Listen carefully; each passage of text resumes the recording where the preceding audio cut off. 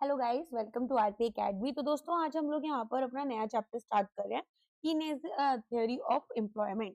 तो यहाँ पर अगर हम बात करें, सबसे पहले हमने देखा था कि जितने भी क्लासिकल इकोनॉमिस्ट थे, स्पेशली यहाँ पर जो थे, उन्होंने बोला था कि सप्लाई जो है वो अपनी खुद की डिमांड क्रिएट करता है, और अगर हमारे पास में अनएम्प्लॉयमेंट देखी भी जाए तो वो टेम्पररी और बहुत शॉर्ट टर्म के लिए होती है। अगर लॉन्ग टर्म की बात करें तो यहाँ पर सप्लाई जब डिमांड को क्रिएट कर रही है तो हम फुल एम्प्लॉयमेंट अचीव कर लेते हैं, और जितने भी लोग काम करना चाहते हैं उनको काम मिल जाता है। तो इन वॉलेंट्री अनएम्प्लॉयमेंट हमारे पास जीरो रहती है। लेकिन केनिस यहाँ पर कहते हैं कि नहीं, ये बिल्कुल गलत बात आपने बोली है, ऐसा नहीं होता है। चाहे इकोनॉमी जो है वो आपकी कितनी भी अच्छी डेवलप क्यों ना कर जाए, अगर एक कैपिटलिस्ट इकोनॉमी है तो एक लेवल तक इनवॉलेंट्री अनएम्प्लॉयमेंट क्रिएट होती ही होती है। अब यहाँ पर इसी बात को समझने के लिए इन्होंने अपने तरफ से 1 सेक्टर, 2 सेक्टर, 3 सेक्टर, 4 सेक्टर, इस तरीके से 4 सेक्टर मॉडल डेवलपमेंट किया था। एंड अगर हम बात करें यहाँ पर, हमने यहाँ पर क्या-क्या चीजें समझी हैं कीनेसियन के रेवोल्यूशन में, तो हमने बेसिकली यही समझा कि फुल कैपिटलिस्ट यहाँ पर अगर इकोनॉमी है तो कभी भी फुल एम्प्लॉयमेंट एग्जिस्ट ही नहीं कर सकता। ठीक है, अब वो कैसे नहीं करेगा, क्या-क्या चीजें हैं, वो सब हम आगे समझते हुए चलेंगे। तो चलिए स्टार्ट करते हैं। क्लासिकल इकोनॉमिस्ट क्या सोच रहे थे कि हमेशा कुछ ना कुछ फुल एम्प्लॉयमेंट रहेगा और एक टेंडेंसी रहेगी फुल एम्प्लॉयमेंट की इकोनॉमी में, और ऐसा से का लॉ ऑफ मार्केट्स कहता था। अब यहाँ पर जब अनएम्प्लॉयमेंट आएगी इकोनॉमी में तो वो भी क्या हो रही है, परफेक्ट और फ्री कंपटीशन की वजह से शॉर्ट टर्म तक रुकेगी एंड फुल एम्प्लॉयमेंट हम रिस्टोर कर लेंगे। ठीक है, अब आगे देखते हैं। फिर केनिस ने यहाँ पर अपनी एक बुक लिखी थी जो है general theory of employment, interest and money, जिसमें उन्होंने चैलेंज किया validity of the classical theory of employment. ना ही केवल उन्होंने क्रिटिसाइज किया है classical theory of full employment को, साथ में इन्होंने इसको रॉन्ग भी प्रूव किया और एक new theory of income and employment निकाला, जिसमें कि इसको हमने जनरली माना कि करेक्ट है और वैलिड है बाय मॉडर्न इकोनॉमिस्ट। अब केनिस जो है, इन्होंने एक फंडामेंटल और इम्पोर्टेंट चेंज बताया था, जिसमें यहाँ पर इसको हम बोलते हैं कि ये एक न्यू इकोनॉमिक्स है। ठीक है, तो केनिस की अपनी बुक है general theory of employment, interest and money, जिसको हम केनीजियन रिवॉल्यूशन भी बोलते हैं। और इसी में यहाँ पर इन्होंने क्लासिकल से की जो लॉ थी उसको एक तो यहाँ पर क्रिटिसाइज किया, अलोंग विद दैट इन्होंने एक नई थियरी बताई इनकम और एम्प्लॉयमेंट की। तो यहाँ पर अगर हम देखें, एक एडवांस्ड कैपिटलिस्ट इकोनॉमी में इन्होंने बोला कि हमेशा एक सिस्टमैटिक और रियलिस्टिक एनालिसिस होती है डिटर्मिनेंट्स की एम्प्लॉयमेंट से रिलेटेड, और हम देखेंगे कि वो हमारे पास में इवन अनएम्प्लॉयमेंट की तरफ हमें लेकर जाता है। तो केनिस यहाँ पर क्या प्रूव करना चाहते थे, वो यहाँ पर प्रूव करने की कोशिश कर रहे थे कि जो फुल एम्प्लॉयमेंट है वो एक नॉर्मल फीचर नहीं है एडवांस्ड इकोनॉमी, कैपिटलिस्ट इकोनॉमी का, वो रेदर यहाँ पर अंडर एम्प्लॉयमेंट इक्विलिब्रियम जो है वो इसका एक नॉर्मल फीचर है। अंडर एम्प्लॉयमेंट मतलब यहाँ पर कुछ तो लोग रहेंगे ऐसे जो कि काम तो चाहते हैं लेकिन उन्हें काम मिल नहीं रहा, वो काम करना चाहते हैं, इनवॉलेंट्री अनएम्प्लॉयमेंट रहेगा। वो लोग अनएम्प्लॉयमेंट यहाँ पर नहीं चाहते, वो अनएम्प्लॉयड रहना नहीं चाहते यहाँ पर, लेकिन उन्हें रहना पड़ रहा है क्योंकि मार्केट में जो इक्विलिब्रियम है वो फुल एम्प्लॉयमेंट से पहले पहले अचीव हो जाता है। तो केनिस ने न्यू टूल्स और कॉन्सेप्ट पे निकाले इकोनॉमिक एनालिसिस के, जहां पर उन्होंने अपनी थियोरी को प्रोपाउंड किया इनकम और एम्प्लॉयमेंट की। तो यहाँ पर केनिस का जो थियोरी ऑफ एम्प्लॉयमेंट है, इसमें हम पढ़ेंगे प्रिंसिपल ऑफ इफेक्टिव डिमांड के बारे में। तो हमने पढ़ा था एग्रीगेट डिमांड क्या होती है, कंजम्पशन डिमांड आपकी क्या है, और इन्वेस्टमेंट डिमांड आपकी क्या है, राइट। तो केनिस यहाँ पर आर्ग्यू कर रहे हैं कि किसी भी कैपिटलिस्ट इकोनॉमी में लेवल ऑफ एम्प्लॉयमेंट जो है वो सप्लाई साइड फैक्टर्स ही आपके केवल नहीं देख रहे, रेदर यहाँ पर जो एग्रीगेट डिमांड है वो भी डिपेंडेंट होती है इस बात के ऊपर कि कितनी सप्लाई करनी है। ठीक है, देखो एज अ फर्म सोचो, आपने कोई बिजनेस स्टार्ट किया और आपने 500 यूनिट्स बना दी, लेकिन डिमांड आपके पास में केवल 100 यूनिट्स की आई, तो नेक्स्ट टाइम आप अगर प्रोडक्शन करने जाओगे तो आप 100 यूनिट्स बनाओगे या 500 यूनिट्स बनाओगे, जितना यहाँ पर आपके पास डिमांड है उतना ही तो क्रिएट करोगे। तो फर्म्स क्या करती हैं, वो अपना प्रोडक्शन डिमांड के अकॉर्डिंग रखती हैं। तो एग्रीगेट डिमांड फंक्शन हमारा एग्रीगेट सप्लाई फंक्शन तक जब तक ना पहुंच जाए तब तक एम्प्लॉयमेंट होता है, उसके बाद में वो यहाँ पर वर्कर्स को हायर करना बंद कर देती हैं। मतलब वो उतने लोगों को हायर करेंगी जो कि जो डिमांड आ रही है, जैसे 100 यूनिट्स बनाने में जितने लोग लगेंगे उतने लोगों को हायर नहीं करेंगी। ठीक है, एक एग्जांपल देती हूँ। मानकर चलो हमारे पास में यहाँ पर वर्कर्स जो हैं 1000, 2000, 3000, 4000 और 5000 हैं। ठीक, टोटल वर्कर्स हमारे पास एक्चुअली 5000 है। अब यहाँ पर एग्रीगेट सप्लाई और एग्रीगेट डिमांड देखते हैं। लेट अस से एग्रीगेट सप्लाई जो है वो 10 units, 20 units, 30 units, 40 units, 50 units की है। और एग्रीगेट डिमांड जो थी वो यहाँ पर पहले लेट अस से 9 यूनिट्स की थी, फिर 12 यूनिट्स की थी, फिर यहाँ पर आपकी 30 यूनिट्स की हो गई, फिर अगेन ये यहाँ पर कम हो गई, उसके बाद में ये डिमांड आपकी और कम हो गई। ठीक, तो हम यहाँ पर ओवरऑल क्या देख रहे हैं, हम देखेंगे कि हमारे पास में तो एग्रीगेट डिमांड और एग्रीगेट सप्लाई आपकी कहाँ इक्वल जा रही है, इस पर्टिकुलर पॉइंट पर जा रही है ना। तो यहाँ पर हमारे पास क्या होगा, यहाँ पर हमने इक्विलिब्रियम अचीव कर लिया। टोटल वर्कर्स तो हमारे पास 5000 थे, लेकिन एग्रीगेट डिमांड जो थी वो एग्रीगेट सप्लाई को पहले ही इक्वल कर गई। तो यहाँ पर जो 2000 वर्कर्स हैं, ठीक है, वो आपके इनवॉलेंट्री अनएम्प्लॉयड रहेंगे। तो इनवॉलेंट्री अनएम्प्लॉयमेंट आपका एग्जिस्ट करेगा। समझ में आया इतना। तो सेंट्रल आइडिया क्या है इनका, ये आर्ग्यू करते हैं कैनिस कि एक कैपिटलिस्ट इकोनॉमी में level of employment supply side factor से अलोन नहीं आएगी, रेदर एम्प्लॉयमेंट डिपेंड करेगी कि level of aggregate effective demand economy में क्या है। ठीक है, मीनिंग ऑफ इफेक्टिव डिमांड क्या है, टोटल डिमांड आपके गुड्स की, सर्विसेज की, जो कि कोई पर्सन यहाँ पर विलिंग है और साथ में पे भी कर सकते हैं। मान लो मुझे यहाँ पर एक शॉप पर एक बहुत सुंदर ड्रेस पसंद आया और ड्रेस यहाँ पर 20,000 रुपीज का था। ठीक है, क्योंकि मुझे पसंद आया, मैं विलिंग थी, बट मेरी एबिलिटी नहीं है कि मैं यहाँ पर 20,000 या 10,000 के ड्रेसेस खरीदूं, तो फिर मैं यहाँ पर नहीं जाऊंगी उसे खरीदने के लिए। अगर यहाँ पर मान लो एक ड्रेस थी वही 20,000 वाली और लोग उसे पे भी कर सकते थे, लेकिन उन्हें पसंद नहीं आई, तो फिर यहाँ पर कोई फायदा नहीं है। तो हमारे पास लोग विलिंग भी हो और एबल भी हो कि वो इस अमाउंट को पे कर सकते हैं, तभी हमारे पास क्या बनता है, इफेक्टिव डिमांड बनता है। राइट, तो यहाँ पर जितनी ज्यादा इफेक्टिव डिमांड होगी उतना ही प्रोडक्शन बढ़ेगा और उतना ही एम्प्लॉयमेंट बढ़ता है। अब फर्म्स के रोल की बात करें तो इंडिविजुअल फर्म्स क्या करते हैं, वो वर्कर्स को तब तक हायर करते हैं जब तक कि वो अपने प्रॉफिट्स को मैक्सिमाइज ना कर लें। और मैक्सिमाइज कब करेंगे, जितनी सप्लाई वो कर रहे हैं उतनी ही डिमांड आए। तो प्रॉफिट हमेशा आउटपुट आपने कितना बेचा उस पर डिपेंड करेगा, और सफिशिएंट डिमांड हमें इकोनॉमी में जरूरत होती है। Employment at the economy level, total employment यहाँ पर डिपेंड करेगी कि कितने वर्कर्स या एंटरप्रेन्योर्स हैं हमारे पास में जिनको हमारे एंटरप्रेन्योर्स यहाँ पर हायर करना चाहते हैं। ठीक है, तो ये हमारे पास एग्रीगेट डिमांड जब एग्रीगेट सप्लाई के बराबर है प्रॉफिटेबल लेवल पर, तभी एम्प्लॉयमेंट आएगा। अब एग्रीगेट सप्लाई फंक्शन क्या है कि इतनी मिनिमम अर्निंग हो फर्म्स के पास में रिसीव कि वो कुछ लोगों को हायर कर पाए। तो जैसे जैसे यहाँ पर वर्कर्स जो हैं, ठीक है, हायर होते हैं, वैसे वैसे प्रोडक्शन कॉस्ट, इनपुट कॉस्ट हमारी बढ़ जाती है। कॉस्टिंग में पढ़ा है ना, labour cost, raw material cost, overhead cost, तो यहाँ पर लेबर कॉस्ट बढ़ गई।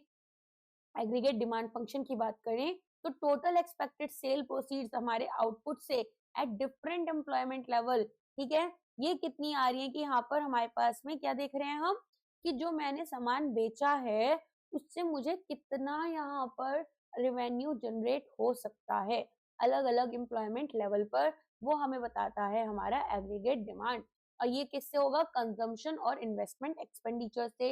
इक्विलिब्रियम लेवल ऑफ एम्प्लॉयमेंट कब होगी, जब एडीएफ एएसएफ के बराबर होगा। जैसे हमने देखा था कि 3000 वर्कर्स पर 30 यहाँ पर आपके पास में 30 करोड़ आ गया, पर 30 यूनिट जो है उतना ही हमने जनरेट करा और 30 करोड़ ही हमारे पास में एग्रीगेट डिमांड थी, है ना, समझ में आ गया। तो यहाँ पर एक्चुअल एम्प्लॉयमेंट जो है, actual amount of employment in economy वो डिटरमिन होती है। Possibility of under employment equilibrium, under employment equilibrium कब अचीव हो रहा है, हमने देखा था 2000 लोगों को काम नहीं मिल पाया क्योंकि 5000 लोग थे टोटल। तो यहाँ पर केनिस स्ट्रेस करते हैं कि जो इक्विलिब्रियम है वो आपका अक्कर करेगा लेस देन फुल एम्प्लॉयमेंट, ठीक है। तो यहाँ पर जब आप फुल एम्प्लॉयमेंट के लेवल पर पहुंचोगे, उससे पहले पहले ही आप इक्विलिब्रियम अचीव कर लोगे। तो अगर इफेक्टिव डिमांड ही कम है तो इनवॉलेंट्री अनएम्प्लॉयमेंट परसिस्ट करेगा। अब आप इस डायग्राम को देखना अच्छे से। तो यहाँ पर क्या हो रहा है, हमारे पास में ये बन जाता है आपका सप्लाई ग्राफ। तो सप्लाई एक टाइम तक बढ़ रही है और फिर ये कांस्टेंट हो जाएगी, ठीक है।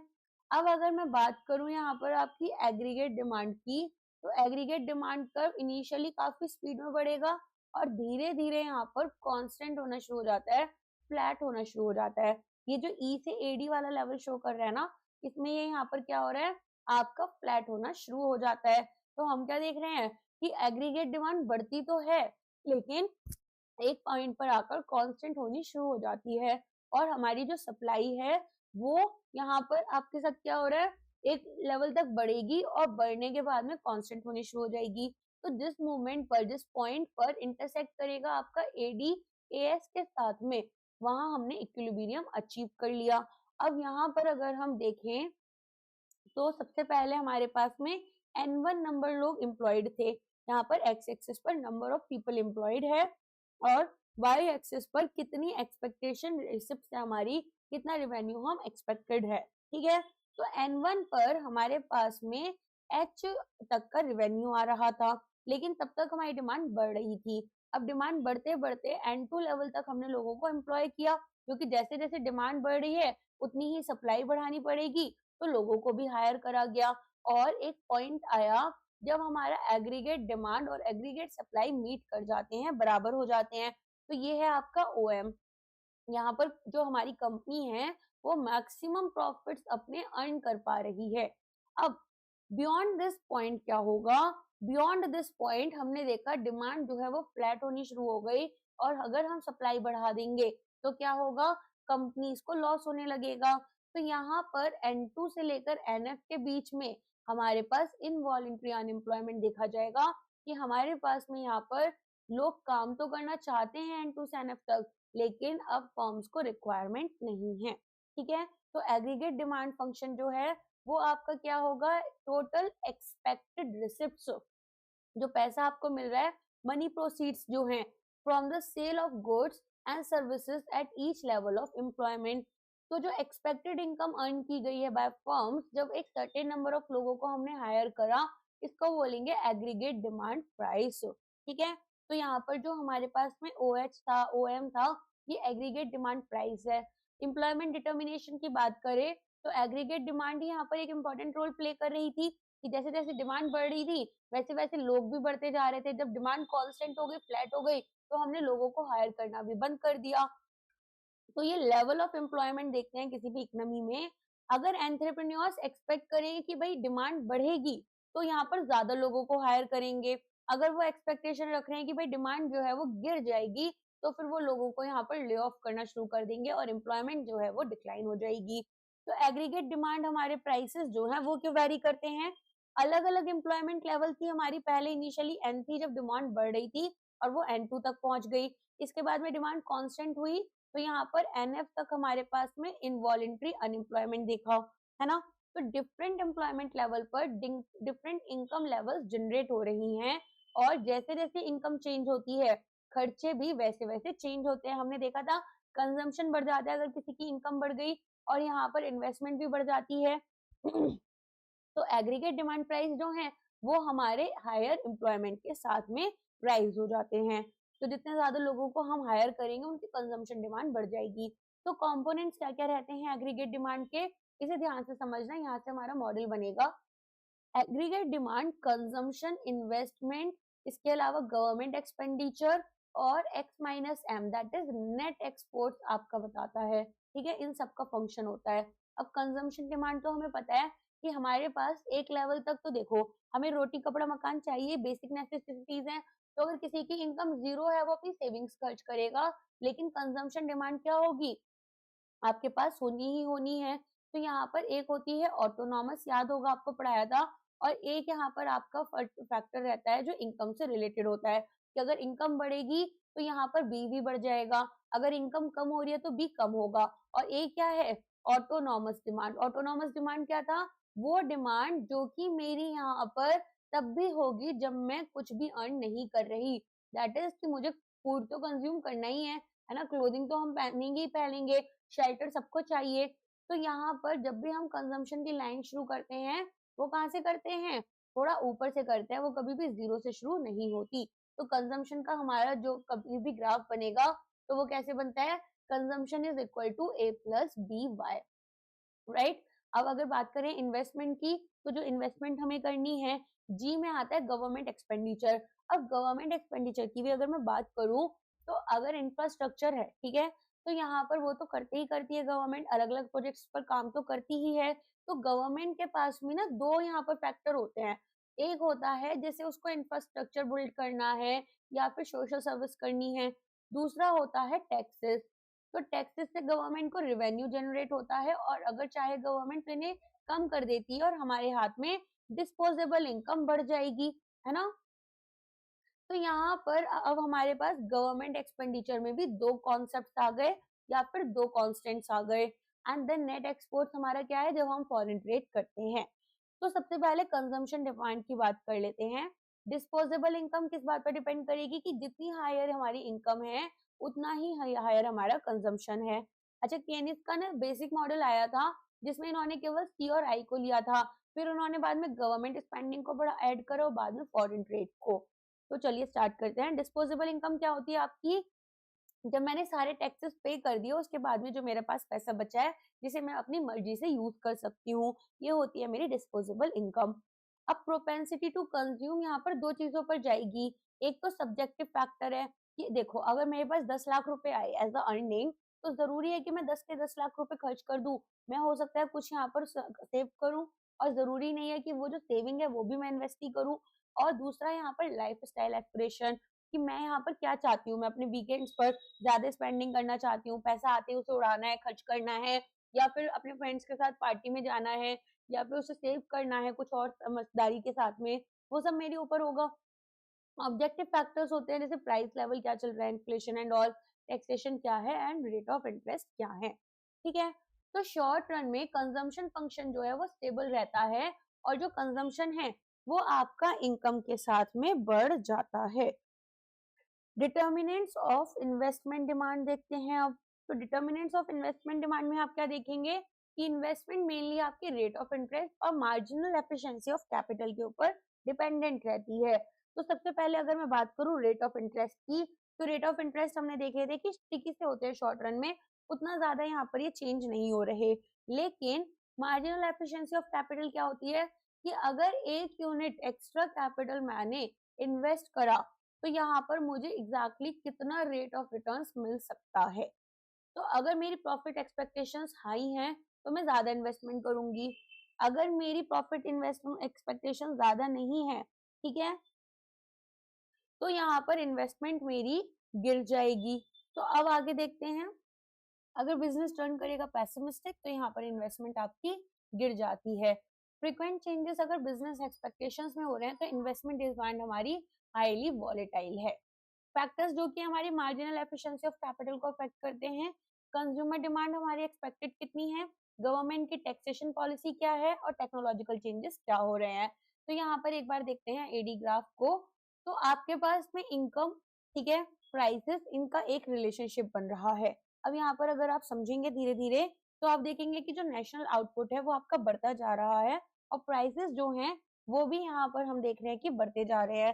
तो डिमांड हम किस तरह से ले रहे हैं? यहाँ पर डिमांड हमेशा हमारी यूजुअली जो होती है वो किस तरह से होती है? इस तरीके से एक ग्राफ बनाती है, जिसमें कि ये ओवर द टाइम क्या हो रहा है? डिक्रीज होती जा रही है। तो जैसे जैसे डिमांड यहाँ पर डिक्रीज होती जा रही है, और फिर हम यहाँ पर क्या देखेंगे? किस तरीके से तो डिक्रीज हो रही है, एंड यहाँ पर ये इंक्रीज हो रही है, और किस तरह चाहती है? राइट हैंड साइड की तरफ मूव कर रही है। तो इसमें हमारे पास एग्रीगेट सप्लाई के साथ में जब हमने इसका कर्व बनाकर देखा और ये इंटरसेक्ट कर रहा है,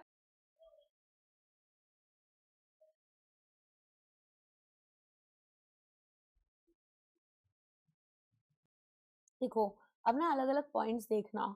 सबसे पहले अगर मैं बात करूं y1 की और p1 की, तो यहाँ पर आप क्या देख रहे हैं?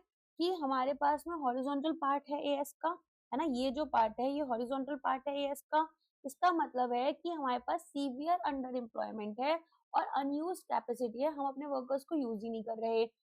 फिर यहाँ पर धीरे धीरे अगर एडी में एडी नॉट से एडी वन की तरफ हम जा रहे हैं या एडी वन से एडी टू की तरफ जा रहे हैं तो आउटपुट हमारा बढ़ेगा, लेकिन जो प्राइसेस हैं वो हमारे कांस्टेंट चल रहे हैं पी वन पर। इसके बाद में यहाँ पर हमारे पास में क्या हो रहा है, अच्छा ऐसा क्यों होता है, क्योंकि जो फर्म्स हैं वो यहाँ पर आइडल लेबर को एम्प्लॉय कर रही हैं और कैपिटल जो है वो सेम वेज रेट पर दे रही हैं, तो इसे बोलते हैं डिप्रेशन फेज। ठीक है। अच्छा, नेक्स्ट यहाँ पर आप देखेंगे कि AD2 और AS जो है वो इंटरसेक्ट करेंगे इस पर्टिकुलर पॉइंट पर। तो यहाँ पर हम ऐसा बोल सकते हैं कि जो इकोनॉमी है वो अब धीरे धीरे अपवर्ड स्लोपिंग हो गई है, क्योंकि हमारा पार्ट जो है AS का वो बढ़ता जा रहा है यहाँ पर इसके आगे से। तो रिसोर्सेज अब हमारे यूटिलाइज होने लग गए हैं फुल्ली, और हमारी जो AD है उसमें भी इंक्रीमेंट देखा गया है और हायर आउटपुट देखा गया, एंड यहाँ पर आप एक हायर प्राइस पर भी पहुंच गए। ठीक है। अब ये हमारा कहलाता है इंटरमीडिएट फेज। ये जो पूरा फेज था ये क्या है, इंटरमीडिएट फेज है। अब इसके बाद में क्या होगा, अब यहाँ पर AD3 AS से जब मीट कर रहा है तो जो वर्टिकल पार्ट है AS का वो पूरा का पूरा क्या हो रहा है, एकदम कांस्टेंट स्ट्रेट लाइन की तरफ कन्वर्ट होता जा रहा है। तो अगर कोई भी फर्दर इंक्रीज होता है AD में, जैसे कि ज्यादा गवर्नमेंट स्पेंडिंग या इन्वेस्टमेंट हुई, तो भी आउटपुट नहीं बढ़ पाएगा, केवल और केवल प्राइसेस ही बढ़ेंगे। तो ये कहलाता है आपका डिमांड पुल इन्फ्लेशन। ठीक है। तो स्टेज वन में हमारे पास अंडर एम्प्लॉयमेंट है, केवल आउटपुट बढ़ेगा, प्राइसेस कांस्टेंट। स्टेज टू में हमारे पास में नियर फुल एम्प्लॉयमेंट स्टेज है, आउटपुट बढ़ेगा, प्राइसेस भी बढ़ेंगे, लेकिन मॉडरेट इन्फ्लेशन भी होगा। और तीसरे में फुल एम्प्लॉयमेंट हो चुका है, अब यहाँ पर प्राइसेस ही बढ़ रहे हैं और सीवियर इन्फ्लेशन देखने के लिए मिलेगा। ठीक है। तो अगर एक और यहाँ पर आ गए तो कैसे ग्राफ बनेगा, एकदम हाई प्राइसेस हो जाएंगे। तो आउटपुट जो है वो डिमांड डिटरमिन्ड होता है। ठीक है। क्योंकि अनएम्प्लॉयमेंट यहाँ पर क्या कर रहा है, अगर अनएम्प्लॉयमेंट है तो एडी बढ़ेगा, इनकम और एम्प्लॉयमेंट भी बढ़ जाएगी। चलो अब आते हैं, जब हमारा एडी कर्व जो है वो स्लोप डाउन कर रहा है, राइट, एडी कर्व हमारा क्या कर रहा है, वो स्लोप कर रहा है downward from left to right. तो higher employment, higher output, higher expected receipt. जब ON1 वर्कर्स हमारे पास होते हैं उस सिचुएशन में हमारे पास क्या होता है कि ज्यादा लोग हमारे पास एम्प्लॉयड हैं। ठीक है। तो रिसिप्ट हमारे पास किस तरीके से आ रही थी, देखो जो लास्ट ग्राफ हमने पढ़ा था, यहाँ पर हमारे पास यहाँ पर वर्कर्स एम्प्लॉय होते जा रहे हैं, डिमांड बढ़ती जा रही है, डिमांड के बढ़ने से धीरे धीरे हम क्या देख रहे हैं, रिसिप्ट्स भी बढ़ रही है। फिर यहाँ पर और ज्यादा लोगों को हायर करा गया, क्योंकि सप्लाई भी यहाँ पर हमें बढ़ानी है और डिमांड बढ़ती जा रही है। फिर यहाँ पर प्राइसेस जो है या रिसिप्ट जो है वो भी हमारी बढ़ जाती हैं। फिर एक टाइम आता है कि हमारा AD AS के बराबर हो जाता है और कोई भी चेंजेस हमें देखने के लिए नहीं मिलते। तो किस तरीके से जो इक्विलिब्रियम लेवल ऑफ एम्प्लॉयमेंट है ये इफेक्टिव डिमांड से हम यहाँ पर डिटरमिन करेंगे। तो यहाँ पर कीनेसियन थ्योरी में एम्प्लॉयमेंट डिटरमिन होती है जब इंटरेक्ट करेगा AD AS के साथ में, और एम्प्लॉयमेंट यहाँ पर जो है वो हम एक्स एक्सिस पर मेजर करते हैं, एंड अगर बात करें वाई एक्सिस की तो यहाँ पर प्रोसीड से रेवेन्यू रहेंगे। तो फर्म्स यहाँ पर वर्कर्स को एज लॉन्ग एज प्रॉफिटेबल है तभी तक हायर कर रही थी। उसके बाद में यहाँ पर आपके पास क्या आया था, इनवॉलेंट्री अनएम्प्लॉयमेंट आया था। तो जब एग्रीगेट डिमांड प्राइस ज्यादा है एग्रीगेट सप्लाई प्राइस से, तो फर्म्स यहाँ पर क्या करेंगी, केवल तभी तक लोगों को हायर करेंगी, उसके बाद में क्या करेंगी, हायरिंग को रोक देंगी। प्रॉफिट कंडीशन क्या रहती है फॉर इंक्रीजिंग एम्प्लॉयमेंट, तो सबसे पहले हम देखेंगे कि जो प्रॉफिट कंडीशंस में अगर expected receipts AD price selling goods अगर हम यहाँ पर कर रहे हैं और more than the cost price है, ठीक है, मतलब मेरे पास में यहाँ पर डिमांड ज्यादा है और मेरे पास में अभी सप्लाई कम है, तो प्रॉफिट में है, फर्म्स एम्प्लॉयमेंट को बढ़ा देंगी। जैसे हमने ON1 पर देखा था। अब इक्विलिब्रियम एम्प्लॉयमेंट में aggregate demand price aggregate supply price के बराबर हो जाएगी।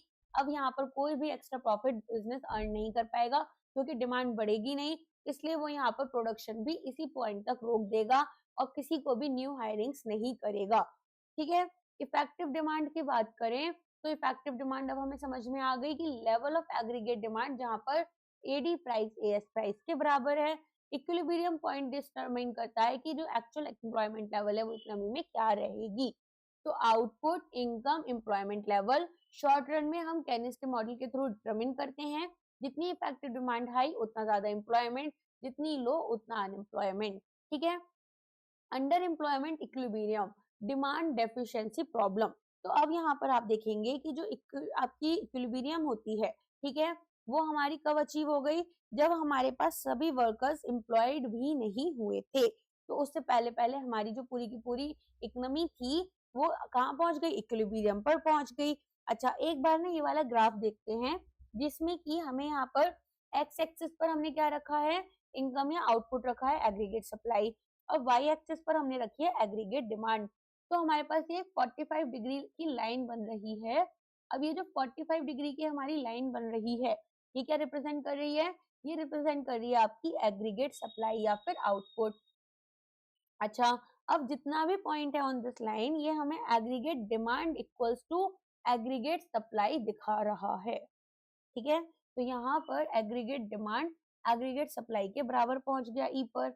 इसके बाद में क्या हुआ, इक्विलिब्रियम में आउटपुट प्रोड्यूस्ड इनकम अर्न्ड के बराबर है और एक्सपेंडिचर्स जो भी हमारे हुए हैं।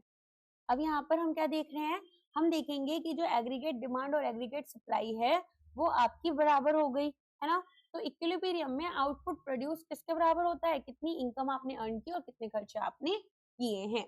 ठीक है, अब यहाँ पर अगर एग्रीगेट डिमांड कर्व देखें, एक तो आपका ये पर्पल लाइन वाला है एडी और दूसरा आपका एडी 1 है। तो एडी जो है वो ओरिजिनल एग्रीगेट डिमांड कर्व आपको दिखाता है और एडी आपका जो है, एडी आपको ओरिजिनल एग्रीगेट डिमांड दिखाएगा, एडी 1 आपको दिखाएगा जब हमारे पास में डिमांड बढ़ रही है। और डिमांड कब बढ़ रही है, जब यहाँ पर हमारी खर्चे बढ़ गए हैं। ठीक है, तो हर एक एडी कर्व यहाँ पर डिफरेंट लेवल ऑफ डिमांड दिखाता है।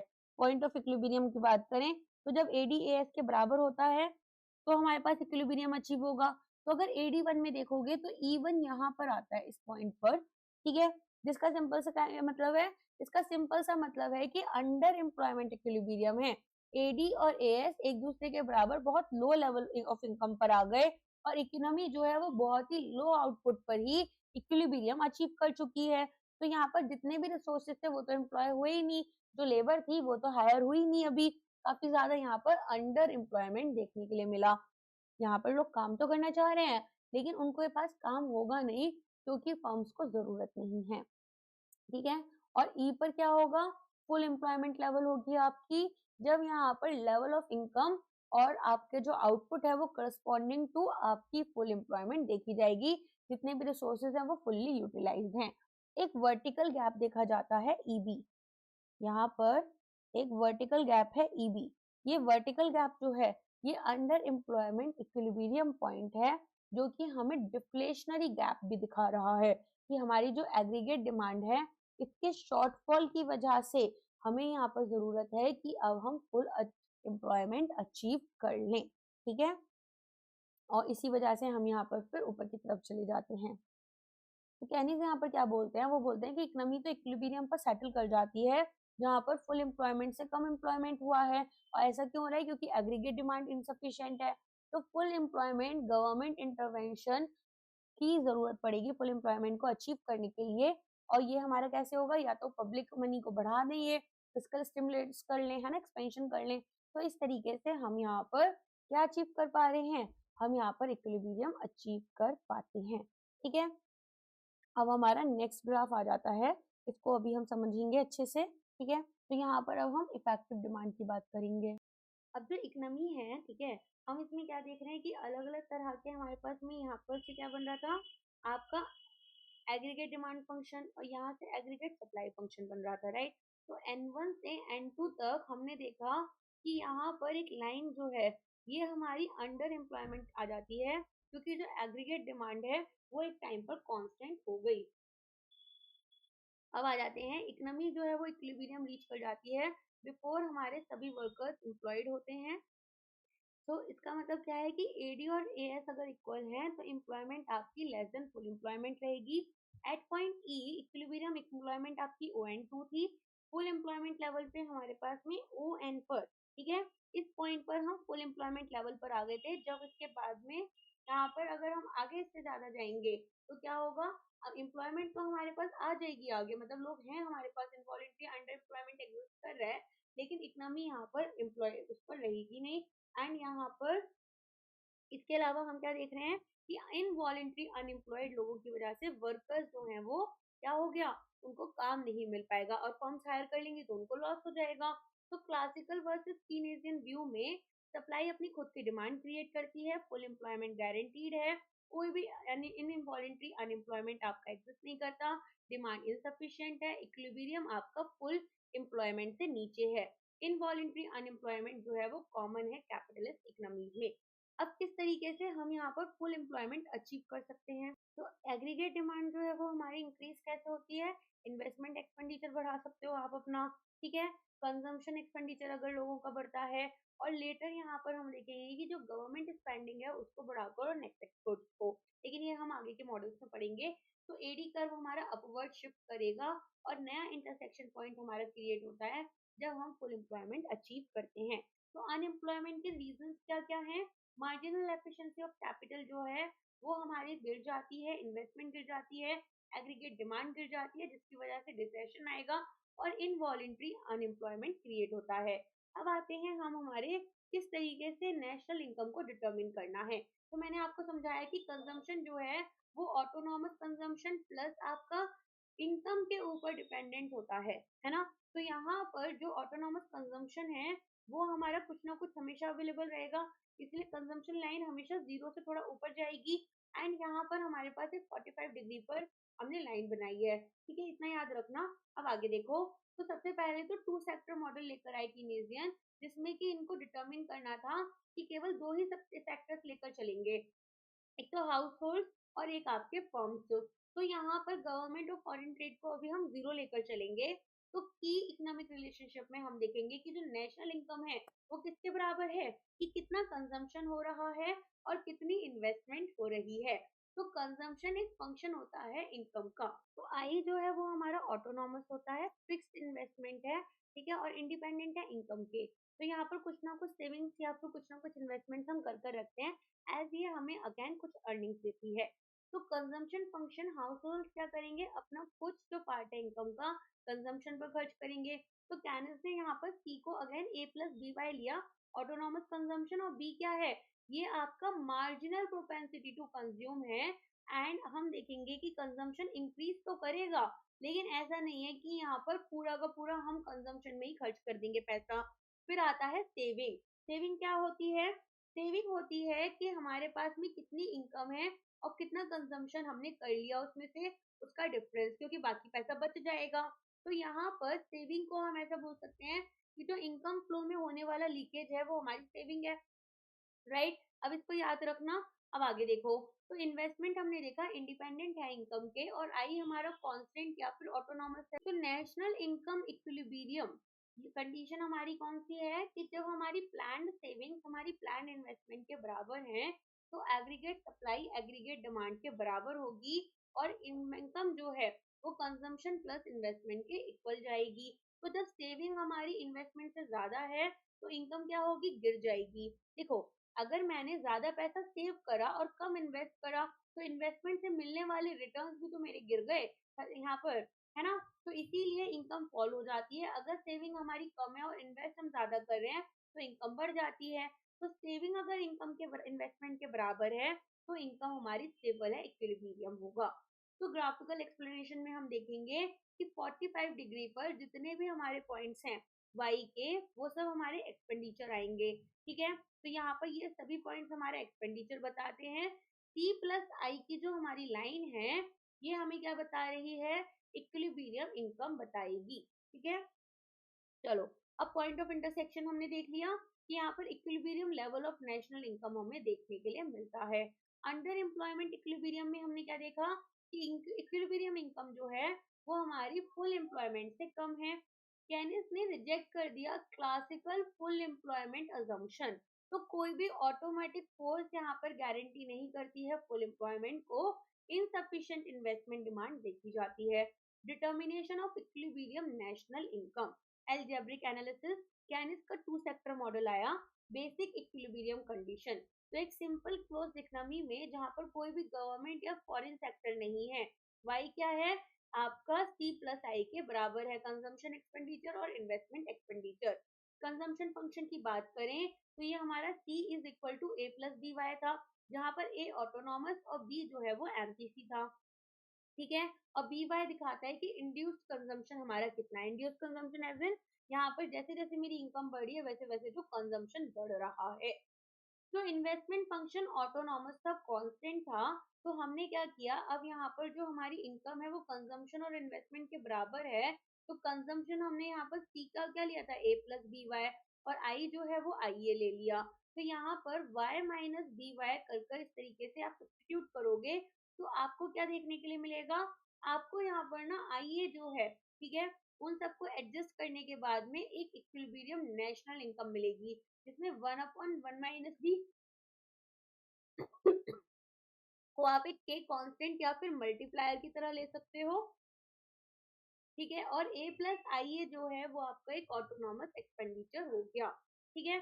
तो ऑटोनॉमस एक्सपेंडिचर इनटू मल्टीप्लायर, के आपका कांस्टेंट मानकर चलोगे, तो जब बी हमारा एमपीसी के बराबर है, higher marginal propensity to consumption, larger multiplier, higher equilibrium income. तो एमपीसी या मल्टीप्लायर जो है वो हमारा क्या होगा कि K is equal to 1/1 minus B. तो के हमारा, अगर मान लो एक एग्जांपल है, अगर मान लो कि यहाँ पर जो मेरा b है वो 0.8 है, ठीक है, तो k मेरा कितना आएगा 1/0.2 आ जाएगा, 1 माइनस 0.8, राइट, तो ये 5 हो गया। जब k मेरा 0.75 है तो यहाँ पर 1/1 माइनस b में मेरे पास 1 माइनस b 0.25 हो गया, तो ये 4 है, ठीक। तो मल्टीप्लायर कौन सा बड़ा है, जिसमें b बड़ा है, तो जहां b बड़ा है वहां मल्टीप्लायर बड़ा है, मतलब जितना ज्यादा मल्टीप्लायर बड़ा होगा उतना ज्यादा यहाँ पर इक्विलिब्रियम इनकम भी होगी। अब इनकम में चेंजेस आपके क्यों आ रहे हैं, इन्वेस्टमेंट चेंजेस की वजह से, तो यहाँ पर आपके पास डेल्टा आई आ जाएगा। तो how national income changes when investment increases by ₹1। Equilibrium income यहाँ पर डिटरमिन होती है जब हमारी प्लान्ड एडी नेशनल आउटपुट के बराबर है, ठीक है। अब आ जाते हैं ऑटोनॉमस कंजम्पशन में, हमारे पास क्या हुआ, हमारे पास में यहाँ पर इनकम बढ़ जाती है, ऑटोनॉमस इन्वेस्टमेंट में इनकम बढ़ जाती है, एमपीसी से मल्टीप्लायर बढ़ेगा, इनकम बढ़ जाएगी। तो इनकम यहाँ पर हम देख रहे हैं कि इन्वेस्टमेंट जो है उसके वजह से भी बढ़ जाती है, और उसको रेस करने में, ठीक है, हमारी नेशनल इनकम को रेस करने में इन्वेस्टमेंट एक क्रूशियल रोल प्ले करती है। अब हमने पढ़ा टू सेक्टर मॉडल, अब आ जाते हैं थ्री सेक्टर मॉडल, जिसमें कि गवर्नमेंट सेक्टर को हमने इंक्लूड किया। तो यहाँ पर गवर्नमेंट सेक्टर में मैंने आपको दो चीजें बताई थी, एक तो मैंने बोला कि यहाँ पर गवर्नमेंट खर्चा कर रही है ऑटोनॉमसली, जैसे कि अलग अलग इंफ्रास्ट्रक्चर प्रोजेक्ट हो गए, पीडीएस हो गया, और एक होते हैं टैक्सेस जो कि हमारे लमसम होते हैं, इनकम से अफेक्ट नहीं हो रहे। तो क्लोज इकोनॉमी में ना तो कोई एक्सपोर्ट है ना कोई इम्पोर्ट है, इसलिए हम उसको नहीं लेकर चलेंगे। तो एग्रीगेट डिमांड किसके बराबर होगी, अब कंजम्पशन, इन्वेस्टमेंट और गवर्नमेंट एक्सपेंडिचर। कंजम्पशन फंक्शन हम ऑलरेडी समझ चुके हैं। अगर मैं बात करूं यहाँ पर आपकी डिस्पोजेबल इनकम, वाई क्या है मेरा, वाई अब डिस्पोजेबल वाला लेकर चलेंगे, जो मेरे हाथ में बचा है वो कैसे पता करेंगे कि कितने टैक्सेस से वो रिड्यूस करे हमने, है ना, हमारी ओरिजिनल इनकम से। तो हमारे पास में ए आ गया ऑटोनॉमस कंजम्पशन और बी आ गया एमपीसी। इक्विलिब्रियम कंडीशन में नेशनल इनकम इक्विलिब्रियम में कब आएगी, जब हमारा कंजम्पशन, हमारी इन्वेस्टमेंट और गवर्नमेंट एक्सपेंडिचर को हमने ऐड करा, और सी को जब हम सब्सटीट्यूट करेंगे तो ये कुछ इस तरीके से आ जाएगा कि बी वाई माइनस सी, ठीक है, ये वाला पार्ट। अब यहाँ पर हम क्या कर रहे हैं, अब हम यहाँ पर इनको वैल्यूज को एक्सपेंड करते हुए जाएंगे, तो इक्विलिब्रियम इनकम हमें मिल जाएगी। तो यहाँ पर अगेन 1/1 माइनस बी एक कंपोनेंट आपके पास आ गया, है ना। तो हमने क्या देखा कि अगर गवर्नमेंट एक्सपेंडिचर बढ़ेगा तो इनकम बढ़ेगी, ये कम होगा तो इनकम कम हो जाएगी। मल्टीप्लायर अगर हमारा बी बढ़ जाता है तो इससे क्या होगा, अगेन हमारी इनकम बढ़ेगी। जितने ज्यादा टैक्सेस हो जाते हैं उतना ही यहाँ पर हमारी जो इनकम है वो क्या होगी, डिक्रीज हो जाएगी, ठीक है। तो हायर एमपीसी यहाँ पर लार्जर मल्टीप्लायर इफेक्ट देता है। तो मल्टीप्लायर हमारे पास क्या था 1/1 माइनस बी, और टैक्स मल्टीप्लायर हमारा क्या होगा, ये वाला होगा नेगेटिव में minus B upon 1 minus B, ठीक है, इंटू टी। तो ये हमारे पास इस तरीके से आएगा। अगर एक्सप्रेशन को लिखोगे तो कैसे लिखोगे, a 1 minus B upon 1 minus B into T, है ना। तो ये वाला जो हमारा पार्ट है, इसमें टेक्स आपका मल्टीप्लायर क्या आ गया, b अपॉन 1 माइनस बी।